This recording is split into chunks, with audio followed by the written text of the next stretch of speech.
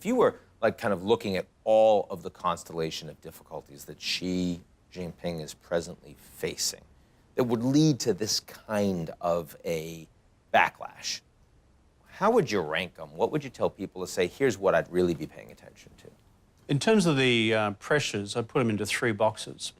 Number 1, the trade-related box. There's a criticism of the administration in Beijing that they didn't get their analysis of how serious Trump was right. But secondly, they also thought Europe would stay on their side and not rejoin the American side.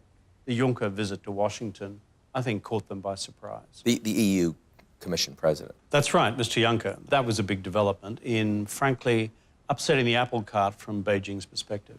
Then there's a second box, which is, have you, Xi Jinping, gone too far out there in provoking the United States and the collective West more generally? In other words, have you been poking the bear too much, the bear here being the United States? And so, historically, Deng Xiaoping and Jiang Zemin adhered to a different strategy, which was, hide your strength, bide your time.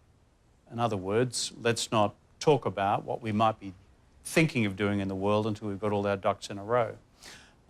Whereas Xi Jinping, as of about 4 years ago, abandoned that strategy. So there is a debate about that, which is bringing pressure to bear.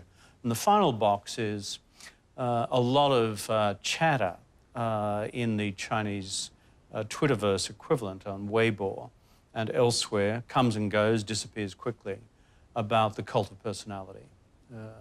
That is the critique that there is too much of Xi Jinping as the dominant leader in Chinese politics, more so than at any time since Mao.